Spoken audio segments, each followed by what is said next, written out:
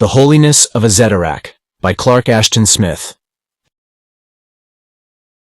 Chapter 1. By the ram with 1,000 ewes, by the tail of Dagon and the horns of Derceto, said Azédarac as he fingered the tiny, pot-bellied vial of vermilion liquid on the table before him. Something will have to be done with this pestilential Brother Ambrose. I have now learned that he was sent to Hemus by the Archbishop of Averoigne, for no other purpose than to gather proof of my subterraneous connection with Azazel and the Old Ones. He has spied upon my evocations in the vaults. He has heard the hidden formulae, and beheld the veritable manifestation of Lilith, and even of Eog-Sotot and Sodagui, those demons who are more ancient than the world. And this very morning, an hour agone, he has mounted his white ass for the return journey to Viones. There are two ways, or, in a sense, there is one way, in which I can avoid the pother and inconvenience of a trial for sorcery. The contents of this vial must be administered to Ambrose before he has reached his journey's end. Or, failing this, I myself shall be compelled to make use of a similar medicament. Jehan Mauvaissoir looked at the vial, and then at Azédarac. He was not at all horrified, nor even surprised, by the non-episcopal oaths and the somewhat uncanonical statements which he had just heard from the Bishop of Aims. He had known the bishop too long and too intimately, and had rendered him too many services of an unconventional nature to be surprised at anything. In fact, he had known Azédarac long before the sorcerer had ever dreamt of becoming a prelate, in a phase of his existence that was wholly unsuspected by the people of Hemus, and Azédarac had not troubled to keep many secrets from Jehan at any time. "I understand," said Jehan. "You can depend upon it that the contents of the vial will be administered. Brother Ambrose will hardly travel post-haste on that ambling white ass, and he will not reach Viones before tomorrow noon. There is abundant time to overtake him. Of course, he knows me. At least he knows Jehan Mauvaissoir, but that can easily be remedied." Azédarac smiled confidentially. "I leave the affair, and the vial, in your hands, Jehan. Of course, no matter what the eventuation, with all the satanic and pre-satanic facilities at my disposal, I should be in no great danger from these addle-pated bigots. However, I am very comfortably situated here in Nimus, and the lot of a Christian bishop who lives in the odor of incense and piety, and maintains in the meanwhile a private understanding with the adversary, is certainly preferable to the mischancy life of a hedge sorcerer. I do not care to be annoyed or disturbed or ousted from my sinecure, if such can be avoided. May Moloch devour that sanctimonious little milksop of an Ambrose," he went on. "I must be growing old and dull not to have suspected him before this. It was the horror-stricken and averted look he has been wearing lately that made me think he had peered through the keyhole on the subterranean rites. Then, when I heard he was leaving, I wisely thought to review my library, and I have found that the Book of Iban, which contains the oldest incantations, and the secret, man-forgotten lore of Eog-Sotot and Sodagui, is now missing. As you know, I had replaced the former binding of aboriginal subhuman skin with the sheep leather of a Christian missal, and had surrounded the volume with rows of legitimate prayer books. Ambrose is carrying it away under his robe as proof conclusive that I'm addicted to the black arts. No one in Averoigne will be able to read the immemorial Hyperborean script, but the dragon's blood illuminations and drawings will be enough to damn me." Master and servant regarded each other for an interval of significant silence. Jehan eyed with profound respect the haughty stature, the grimly lined lineaments, the grizzled tonsure, the odd, ruddy, crescent scar on the pallid brow of Azédarac, and the sultry points of orange-yellow fire that seemed to burn deep down in the chill and liquid ebon of his eyes. Azédarac, in his turn, considered with confidence the vulpine features and discreet, inexpressive air of Jehan, who might have been, and could be if necessary, anything from a mercer to a cleric. It is regrettable, resumed Azédarac, that any question of my holiness and devotional probity should have been raised among the clergy of Averoigne. But I suppose it was inevitable sooner or later. Even though the chief difference between myself and many other ecclesiastics is that I serve the devil wittingly and of my own free will, while they do the same in sanctimonious blindness. However, we must do what we can to delay the evil hour of public scandal and eviction from our neatly feathered nest. Ambrose alone could prove anything to my detriment at present, and you, Jehan, will remove Ambrose to a realm wherein his monkish tattlings will be of small consequence. After that, I shall be doubly vigilant. The next emissary from Vayones, I assure you, will find nothing to report but saintliness and bead-telling. Chapter 2. The thoughts of Brother Ambrose were sorely troubled, and at variance with the tranquil beauty of the sylvan scene, as he rode onward through the forest of Averoigne between Gim and Vayones. Horror was nesting in his heart like a knot of malignant vipers, and the evil book of Ibon, that primordial manual of sorcery, seemed to burn beneath his robe like a huge, hot, satanic sigil pressed against his bosom. Not for the first time, there occurred to him the wish that Clement, the archbishop, had delegated someone else to investigate the Arabian turpitude of Azédarac. Sojourning for a month in the bishop's household, Ambrose had learned too much for the peace of mind of any pious cleric, and had seen things that were like a secret blot of shame and terror on the white page of his memory. To find that a Christian prelate could serve the powers of nethermost perdition, could entertain in privity the foulnesses that are older than Asmodai, was abysmally disturbing to his devout soul. And ever since then, he had seemed to smell corruption everywhere, and had felt on every side the serpentine encroachment of the dark adversary. As he rode on among the somber pines and verdant beeches, he wished also that he were mounted on something swifter than the gentle milk-white ass appointed for his use by the archbishop. He was dogged by the shadowy intimation of leering gargoyle faces, of invisible cloven feet, that followed him behind the thronging trees and along the umbrageous meanderings of the road. In the oblique rays, the elongated webs of shadow wrought by the dying afternoon, the forest seemed to attend with bated breath the noisome and furtive passing of innominable things. Nevertheless, Ambrose had met no one for miles, and he had seen neither bird nor beast nor viper in the summer woods. His thoughts returned with fearful insistence to Azédarac, who appeared to him as a tall, prodigious Antichrist, uprearing his sable vans and giant figure from out the flaming mire of Abaddon. Again he saw the vaults beneath the bishop's mansion, wherein he had peered one night on a scene of infernal terror and loathliness, had beheld the bishop swathed in the gorgeous, coiling fumes of unholy censers that mingled in mid-air with the sulphurous and bituminous vapors of the pit, and through the vapors had seen the lasciviously swaying limbs, the bellying and dissolving features of foul, enormous entities. Recalling them, again he trembled at the pre-Adamite lubriciousness of Lilith. Again he shuddered at the transgalactic horror of the demon Sotagui, and the ultra-dimensional hideousness of that being known as Eog Sotot to the sorcerers of Averoigne. How balefully potent and subversive, he thought, were these immemorial devils, who had placed their servant Azédarac in the very bosom of the church, in a position of high and holy trust.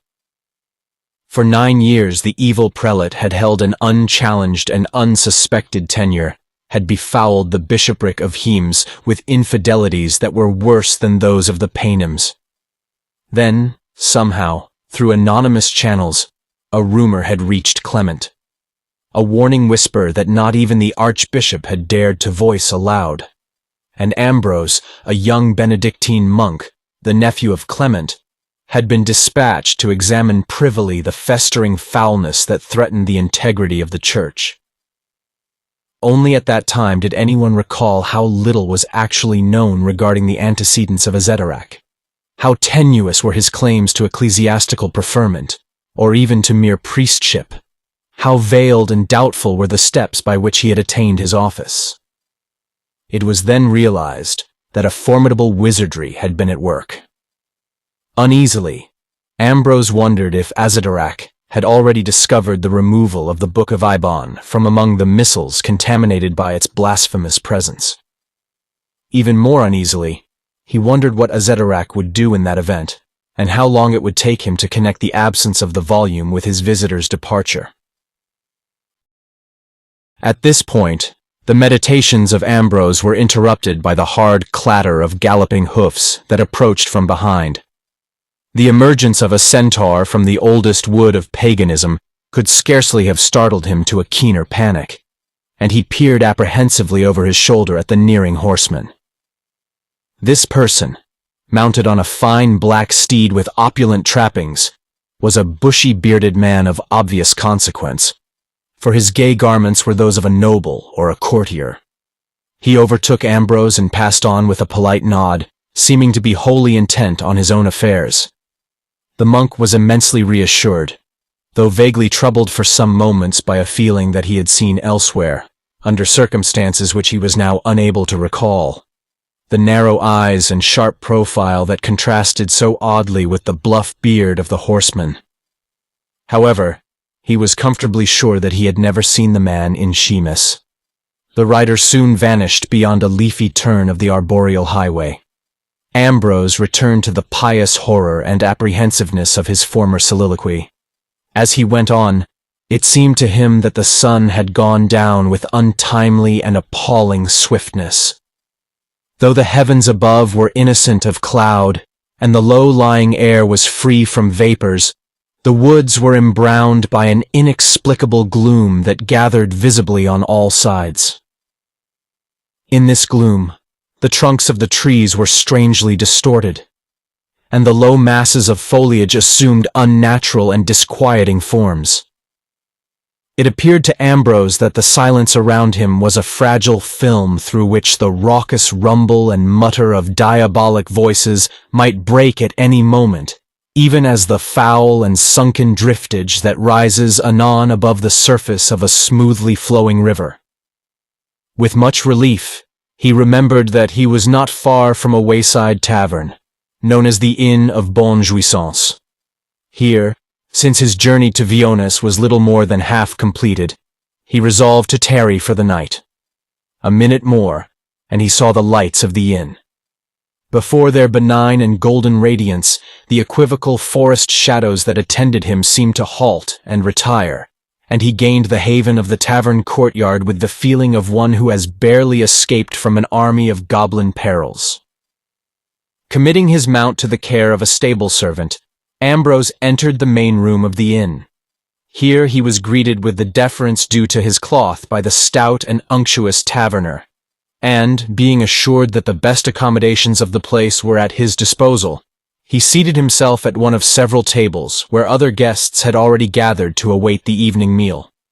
Among them, Ambrose recognized the bluff-bearded horseman who had overtaken him in the woods an hour agone. This person was sitting alone and a little apart. The other guests, a couple of traveling mercers, a notary, and 2 soldiers, acknowledged the presence of the monk with all due civility. But the horseman arose from his table and, coming over to Ambrose, began immediately to make overtures that were more than those of common courtesy. "Will you not dine with me, Sir Monk?" he invited, in a gruff but ingratiating voice that was perplexingly familiar to Ambrose, and yet, like the wolfish profile, was irrecognizable at the time. "I am the Sieur des Émaux, from Touraine, at your service," the man went on. "It would seem that we are traveling the same road, possibly to the same destination. Mine is the cathedral city of Viones. And yours?" Though he was vaguely perturbed, and even a little suspicious, Ambrose found himself unable to decline the invitation.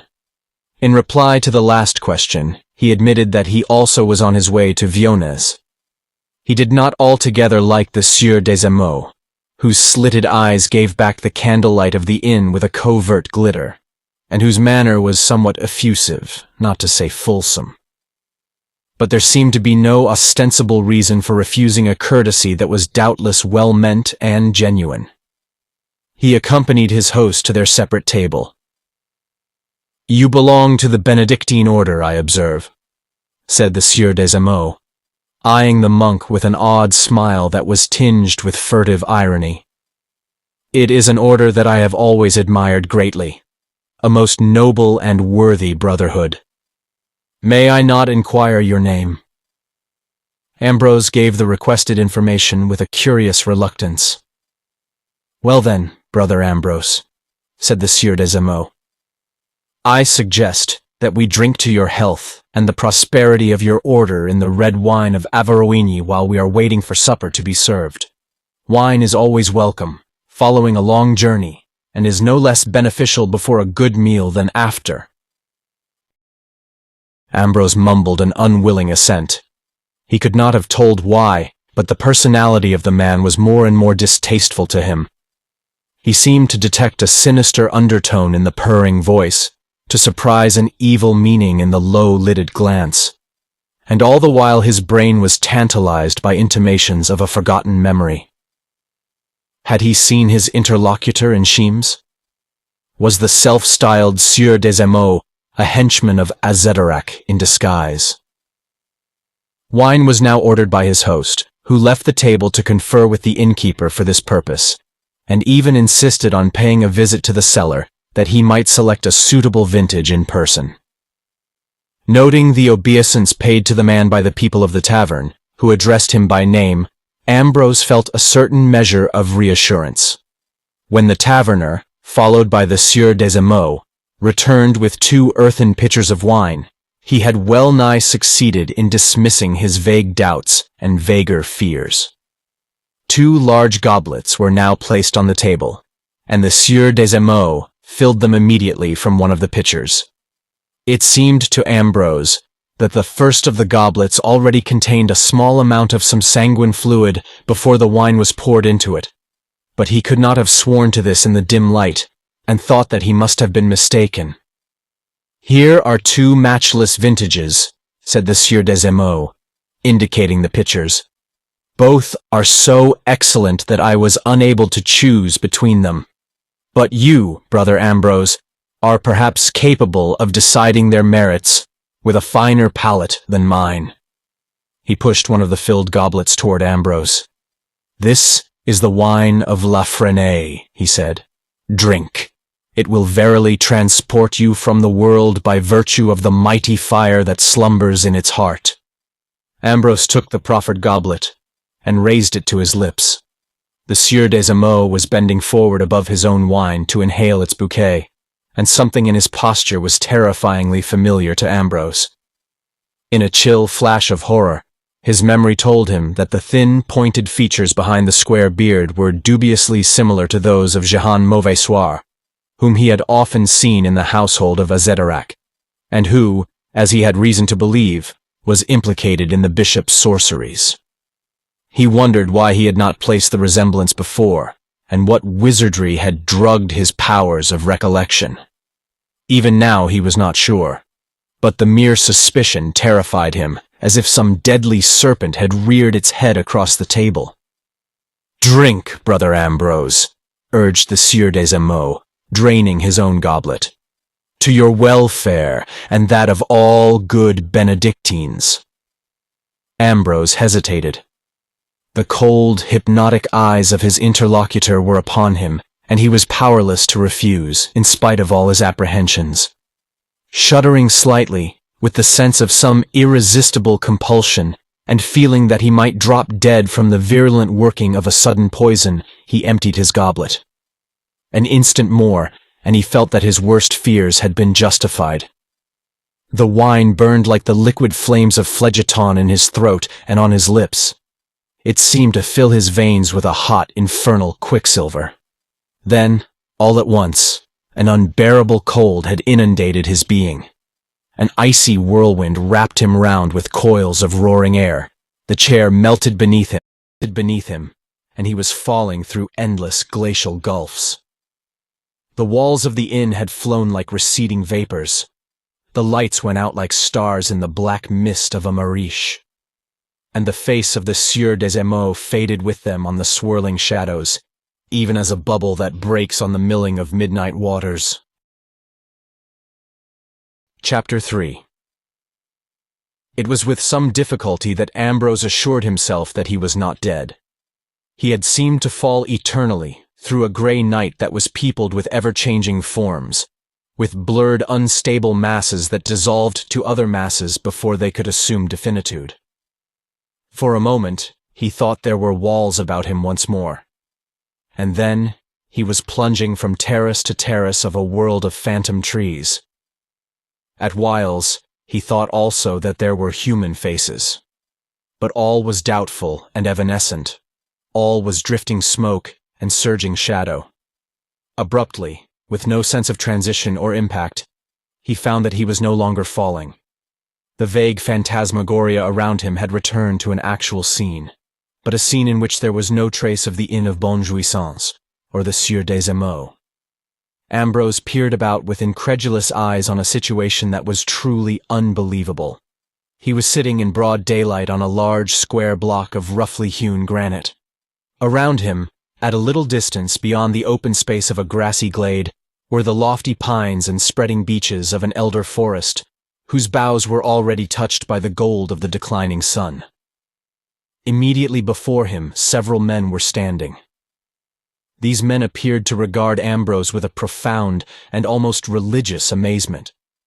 They were bearded and savage of aspect, with white robes of a fashion he had never before seen. Their hair was long and matted, like tangles of black snakes, and their eyes burned with a frenetic fire. Each of them bore in his right hand a rude knife of sharply chiseled stone. Ambrose wondered if he had died after all, and if these beings were the strange devils of some unlisted hell. In the face of what had happened, and the light of Ambrose's own beliefs, it was a far from unreasonable conjecture.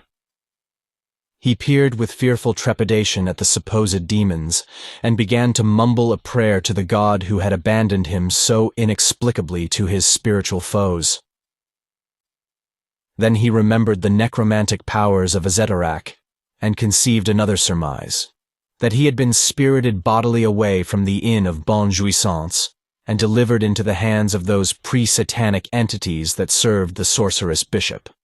Becoming convinced of his own physical solidity and integrity, and reflecting that such was scarcely the appropriate condition of a disincarnate soul, and also that the sylvan scene about him was hardly characteristic of the infernal regions, he accepted this as the true explanation. He was still alive, and still on earth, though the circumstances of his situation were more than mysterious, and were fraught with dire, unknowable danger. The strange beings had maintained an utter silence, as if they were too dumbfounded for speech. Hearing the prayerful murmurs of Ambrose, they seemed to recover from their surprise, and became not only articulate, but vociferous. Ambrose could make nothing of their harsh vocables, in which sibilants and aspirates and gutturals were often combined in a manner difficult for the normal human tongue to imitate. However, he caught the word taranit several times repeated, and wondered if it were the name of an especially malevolent demon. The speech of the weird beings began to assume a sort of rude rhythm, like the intonations of some primordial chant. Two of them stepped forward and seized Ambrose, while the voices of their companions rose in a shrill, triumphant litany. Scarcely knowing what had happened, and still less what was to follow, Ambrose was flung supine on the granite block and was held down by one of his captors, while the other raised aloft the keen blade of chiseled flint which he carried. The blade was poised in air above Ambrose's heart, and the monk realized in sudden terror that it would fall with dire velocity and pierce him through before the lapse of another moment. Then, above the demoniac chanting which had risen to a mad, malignant frenzy, he heard the sweet and imperious cry of a woman's voice. In the wild confusion of his terror, the words were strange and meaningless to him. But plainly they were understood by his captors, and were taken as an undeniable command. The stone knife was lowered sullenly, and Ambrose was permitted to resume a sitting posture on the flat slab. His rescuer was standing on the edge of the open glade, in the wide-flung umbrage of an ancient pine. She came forward now, and the white-garmented beings fell back with evident respect before her. She was very tall, with a fearless and regal demeanor, and was gowned in a dark, shimmering blue, like the star-laden blue of nocturnal summer skies. Her hair was knotted in a long, golden-brown braid, heavy as the glistening coils of some eastern serpent. Her eyes were a strange amber, her lips a vermilion touched with the coolness of woodland shadow, and her skin was of alabastrine fairness.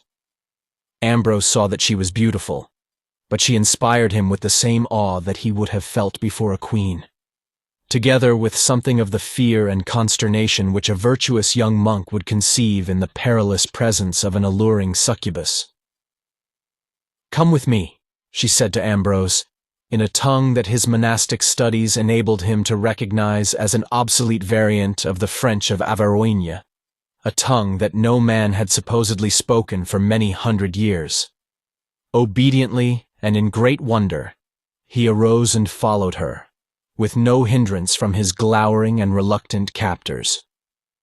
The woman led him to a narrow path that wound sinuously away through the deep forest. In a few moments, the glade, the granite block, and the cluster of white-robed men were lost to sight behind the heavy foliage. "Who are you?" asked the lady, turning to Ambrose. "You look like one of those crazy missionaries who are beginning to enter Averoigne nowadays. I believe that people call them Christians. The Druids have sacrificed so many of them to Taranit that I marvel at your temerity in coming here." Ambrose found it difficult to comprehend the archaic phrasing, and the import of her words was so utterly strange and baffling that he felt sure he must have misunderstood her. "I am Brother Ambrose," he replied, expressing himself slowly and awkwardly in the long disused dialect. "Of course I am a Christian, but I confess that I fail to understand you. I have heard of the pagan Druids, but surely they were all driven from Averoigne many centuries ago." The woman stared at Ambrose, with open amazement and pity. Her brownish-yellow eyes were bright and clear as a mellowed wine. "Poor little one," she said. "I fear that your dreadful experiences have served to unsettle you. It was fortunate that I came along when I did, and decided to intervene.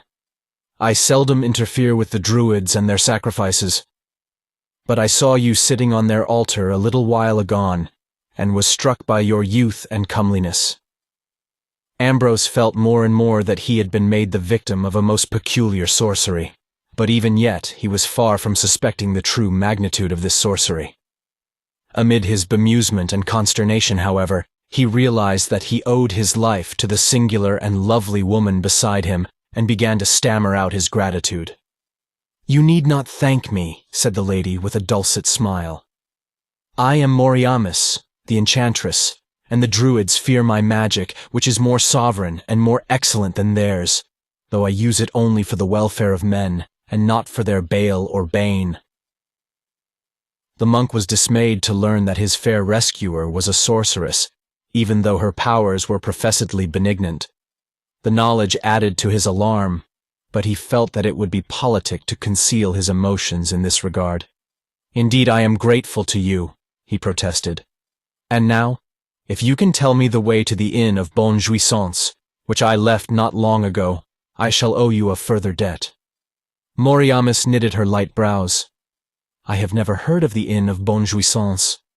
There is no such place in this region."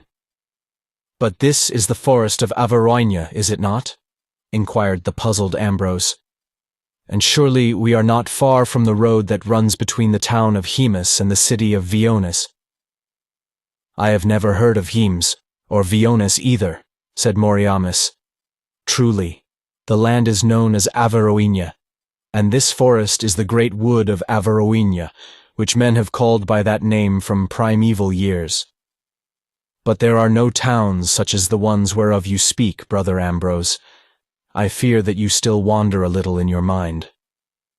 Ambrose was aware of a maddening perplexity. I have been most damnably beguiled, he said, half to himself. It is all the doing of that abominable sorcerer, Azédarac, I am sure. The woman started as if she had been stung by a wild bee. There was something both eager and severe in the searching gaze that she turned upon Ambrose. Azédarac, she queried. What do you know of Azédarac? I was once acquainted with someone by that name, and I wonder if it could be the same person. Is he tall and a little gray, with hot, dark eyes, and a proud, half-angry air, and a crescent scar on the brow? Greatly mystified, and more troubled than ever, Ambrose admitted the veracity of her description. Realizing that in some unknown way he had stumbled upon the hidden antecedents of the sorcerer, he confided the story of his adventures to Moriamis, hoping that she would reciprocate with further information concerning Azédarac. The woman listened with the air of one who is much interested but not at all surprised. I understand now, she observed, when he had finished. Anon I shall explain everything that mystifies and troubles you. I think I know this Jehan Mauvaissoir also. He has long been the manservant of Azédarac, though his name was Melcher in other days. These two have always been the underlings of evil, and have served the old ones in ways forgotten or never known by the Druids. Indeed, I hope you can explain what has happened, said Ambrose. It is a fearsome and strange and ungodly thing to drink a draught of wine in a tavern at eventide, and then find one's self in the heart of the forest by afternoon daylight, among demons such as those from whom you succored me. Yea, countered Moriamis, it is even stranger than you dream. Tell me, Brother Ambrose, what was the year in which you entered the Inn of Bonne Jouissance? Why, it is the year of our Lord, 1175, of course. What other year could it be? The Druids use a different chronology, replied Moriamis, and their notation would mean nothing to you. But, according to that which the Christian missionaries would now introduce in Averoigne, the present year is 475 A.D. You have been sent back no less than 700 years into what the people of your era would regard as the past.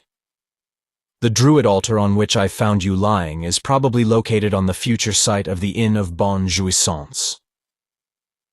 Ambrose was more than dumbfounded. His mind was unable to grasp the entire import of Moriamis's words. But how can such things be? He cried.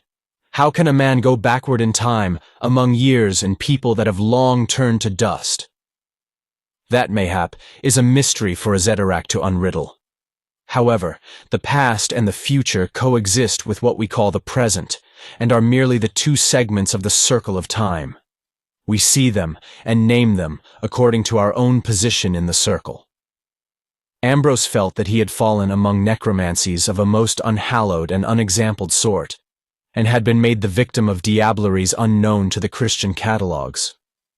Tongue-tied by a consciousness that all comment, all protest, or even prayer would prove inadequate to the situation, he saw that a stone tower with small, lozenge-shaped windows was now visible above the turrets of pine along the path which he and Moriamis were following. "This is my home," said Moriamis, as they came forth from beneath the thinning trees at the foot of a little knoll on which the tower was situated. "Brother Ambrose, you must be my guest." Ambrose was unable to decline the proffered hospitality, in spite of his feeling that Moriamis was hardly the most suitable of chatelaines for a chaste and God-fearing monk. However, the pious misgivings with which she inspired him were not unmingled with fascination. Also, like a lost child, he clung to the only available protection in a land of fearful perils and astounding mysteries. The interior of the tower was neat and clean and homelike, though with furniture of a ruder sort than that to which Ambrose was accustomed, and rich but roughly woven arrases. A serving woman, tall as Moriamis herself, but darker, brought to him a huge bowl of milk and wheaten bread, and the monk was now able to assuage the hunger that had gone unsatisfied in the inn of Bonne Jouissance. As he seated himself before the simple fare, he realized that the Book of Ibon was still heavy in the bosom of his gown. He removed the volume and gave it gingerly to Moriamis. Her eyes widened, but she made no comment until he had finished his meal. Then she said, "This volume is indeed the property of Azédarac, who was formerly a neighbor of mine. I knew the scoundrel quite well. In fact, I knew him all too well."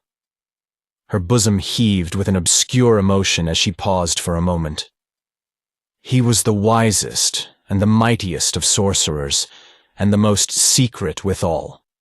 For no one knew the time and the manner of his coming into Averoigne, or the fashion in which he had procured the immemorial Book of Ibon, whose runic writings were beyond the lore of all other wizards. He was master of all enchantments and all demons, and likewise a compounder of mighty potions. Among these were certain philters, blended with potent spells, and possessed of unique virtue, that would send the drinker backward or forward in time. One of them, I believe, was administered to you by Melchior, or Jehan Mauvaissois, and Azédarac himself, together with this manservant, made use of another, perhaps not for the first time, when they went onward from the present age of the Druids into that age of Christian authority to which you belong. There was a blood-red vial for the past, and a green for the future. Behold, I possess one of each, though Azédarac was unaware that I knew of their existence."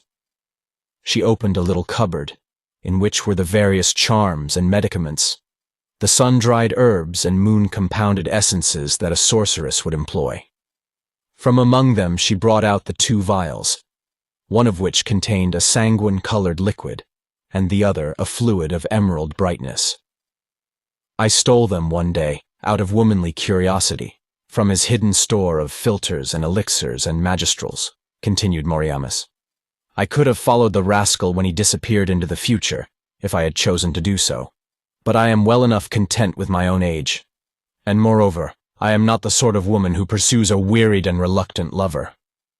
"Then," said Ambrose, more bewildered than ever, but hopeful, "if I were to drink the contents of the green vial, I should return to my own epoch." "Precisely. And I am sure, from what you have told me, that your return would be a source of much annoyance to Azédarac. It is like the fellow to have established himself in a fat prelacy. He was ever the master of circumstance, with an eye to his own accommodation and comfort. It would hardly please him, I am sure, if you were to reach the archbishop. I am not revengeful by nature, but on the other hand, it is hard to understand how anyone could have wearied of you," said Ambrose gallantly, as he began to comprehend the situation. Moriamis smiled. "That is prettily said. And you are really a charming youth, in spite of that dismal-looking robe. I am glad that I rescued you from the Druids, who would have torn your heart out and offered it to their demon Taranit." "And now you will send me back?" Moriamis frowned a little, and then assumed her most seductive air. "Are you in such a hurry to leave your hostess? Now that you are living in another century than your own, a day, a week, or a month will make no difference in the date of your return. I have also retained the formulas of Azédarac, and I know how to graduate the potion if necessary. The usual period of transportation in time is exactly 700 years, but the philter can be strengthened or weakened a little." The sun had fallen beyond the pines, and a soft twilight was beginning to invade the tower. The maidservant had left the room. Moriamis came over and seated herself beside Ambrose on the rough bench he was occupying. Still smiling, she fixed her amber eyes upon him, with a languid flame in their depths, a flame that seemed to brighten as the dusk grew stronger. Without speaking, she began slowly to unbraid her heavy hair. from which there emanated a perfume that was subtle and delicious as the perfume of grape flowers. Ambrose was embarrassed by this delightful proximity. I am not sure that it would be right for me to remain, after all. What would the Archbishop think? My dear child, the Archbishop will not even be born for at least 650 years, and it will be still longer before you are born. And when you return, anything that you have done during your stay with me will have happened no less than 7 centuries ago, which should be long enough to procure the remission of any sin, no matter how often repeated. Like a man who has been taken in the toils of some fantastic dream and finds that the dream is not altogether disagreeable, Ambrose yielded to this feminine and irrefutable reasoning. He hardly knew what was to happen, but, under the exceptional circumstances indicated by Moriamis, the rigors of monastic discipline might well be relaxed to almost any conceivable degree, without entailing spiritual perdition or even a serious breach of vows. Chapter 4. A month later, Moriamis and Ambrose were standing beside the Druid altar. It was late in the evening, and a slightly gibbous moon had risen upon the deserted glade and was fringing the treetops with wefted silver. The warm breath of the summer night was gentle as the sighing of a woman in slumber. "Must you go, after all?" said Moriamis, in a pleading and regretful voice. "It is my duty. I must return to Clement with the Book of Ibon and the other evidence I have collected against Azédarac." The words sounded a little unreal to Ambrose as he uttered them, and he tried very hard but vainly to convince himself of the cogency and validity of his arguments. The idyll of his stay with Moriamis, to which he was oddly unable to attach any true conviction of sin, had given to all that preceded it a certain dismal insubstantiality.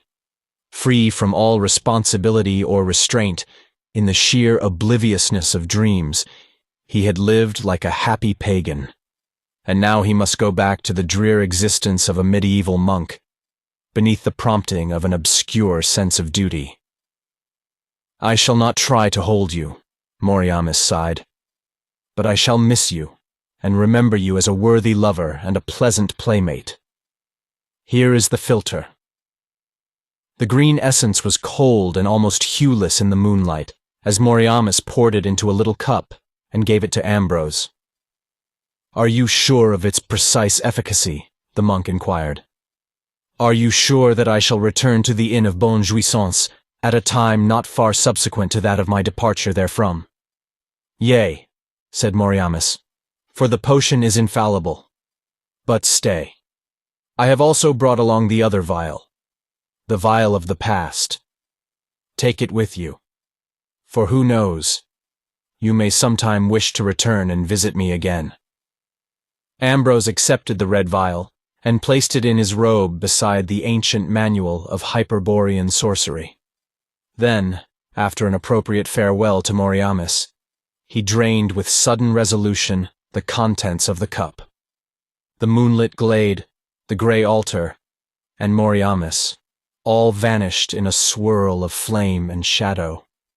It seemed to Ambrose that he was soaring endlessly through phantasmagoric gulfs amid the ceaseless shifting and melting of unstable things, the transient forming and fading of irresoluble worlds. At the end, he found himself sitting once more in the Inn of Bonne Jouissance, at what he assumed to be the very same table before which he had sat with the Sieur des Émaux. It was daylight, and the room was full of people, among whom he looked in vain for the rubicund face of the innkeeper, or the servants and fellow guests he had previously seen. All were unfamiliar to him, and the furniture was strangely worn, and was grimier than he remembered it. Perceiving the presence of Ambrose, the people began to eye him with open curiosity and wonderment. A tall man with dolorous eyes and lantern jaws came hastily forward, and bowed before him with an air that was half servile, but full of a prying impertinence. "What do you wish?" he asked. "Is this the Inn of Bonne Jouissance?" The innkeeper stared at Ambrose. "Nay, it is the Inn of Haute Espérance, of which I have been the taverner these 30 years. Could you not read the sign? It was called the Inn of Bonne Jouissance in my father's time, but the name was changed after his death. Ambrose was filled with consternation. But the inn was differently named, and was kept by another man when I visited it not long ago, he cried in his bewilderment. The owner was a stout, jovial man, not in the least like you. That would answer the description of my father, said the taverner, eyeing Ambrose more dubiously than ever. He has been dead for the full 30 years of which I speak, and surely you were not even born at the time of his decease. Ambrose began to realize what had happened. The emerald potion, by some error or excess of potency, had taken him many years beyond his own time into the future. I must resume my journey to Vions, he said in a bewildered voice, without fully comprehending the implications of his situation. I have a message for the Archbishop Clement, and must not delay longer in delivering it. But Clement has been dead even longer than my father, exclaimed the innkeeper. From whence do you come, that you are ignorant of this? It was plain from his manner that he had begun to doubt the sanity of Ambrose. Others, overhearing the strange discussion, had begun to crowd about, and were plying the monk with jocular and sometimes ribald questions. And what of Azédarac, the Bishop of Holiness? Is he dead too? Inquired Ambrose desperately. You mean Saint Azédarac, no doubt. He outlived Clement, but nevertheless he has been dead and duly canonized for 32 years. Some say that he did not die, but was transported to heaven alive, and that his body was never buried in the great mausoleum reared for him at Holiness. But that is probably a mere legend. Ambrose was overwhelmed with unspeakable desolation and confusion. In the meanwhile, the crowd about him had increased, and in spite of his robe, he was being made the subject of rude remarks and jeers. The good brother has lost his wits, cried some. The wines of Averoigne are too strong for him, said others. What year is this? Demanded Ambrose in his desperation. The year of our Lord, 1230, replied the taverner, breaking into a derisive laugh. And what year did you think it was? It was the year 1175 when I last visited the Inn of Bonne Jouissance, admitted Ambrose. His declaration was greeted with fresh jeers and laughter. Hola, young sir, you were not even conceived at that time, the taverner said. Then, seeming to remember something, he went on in a more thoughtful tone. When I was a child, my father told me of a young monk, about your age, who came to the Inn of Bonne Jouissance one evening in the summer of 1175, and vanished inexplicably after drinking a draught of red wine. I believe his name was Ambrose. Perhaps you are Ambrose, and have only just returned from a visit to nowhere. He gave a derisory wink, and the new jest was taken up and bandied from mouth to mouth among the frequenters of the tavern. Ambrose was trying to realize the full import of his predicament. His mission was now useless, through the death or disappearance of Azédarac, and no one would remain in all Averoigne to recognize him or believe his story. He felt the hopelessness of his alienation among unknown years and people. Suddenly, he remembered the red vial given him at parting by Moriamis. The potion, like the green filter, might prove uncertain in its effect, but he was seized by an all-consuming desire to escape from the weird embarrassment and wilderment of his present position. Also, he longed for Moriamis, like a lost child for its mother, and the charm of his sojourn in the past was upon him with an irresistible spell. Ignoring the ribald faces and voices about him, he drew the vial from his bosom, uncorked it, and swallowed the contents. Chapter 5. He was back in the forest glade by the gigantic altar. Moriamis was beside him again, lovely and warm and breathing, and the moon was still rising above the pine tops. It seemed that no more than a few moments could have elapsed since he had said farewell to the beloved enchantress. "I thought you might return," said Moriamis, "and I waited a little while." Ambrose told her of the singular mishap that had attended his journey in time. Moriamis nodded gravely. "The green filter was more potent than I had supposed," she remarked. "It is fortunate, though, that the red filter was equivalently strong and could bring you back to me through all those added years. You will have to remain with me now, for I possessed only the 2 vials. I hope you are not sorry." Ambrose proceeded to prove, in a somewhat unmonastic manner, that her hope was fully justified. Neither then nor at any other time did Moriamis tell him that she herself had strengthened slightly and equally the 2 filters by means of the private formula which she had also stolen from Azédarac. Thank you for listening. If you like our recordings, consider liking this video and subscribing to our channel so you don't miss any more audiobooks.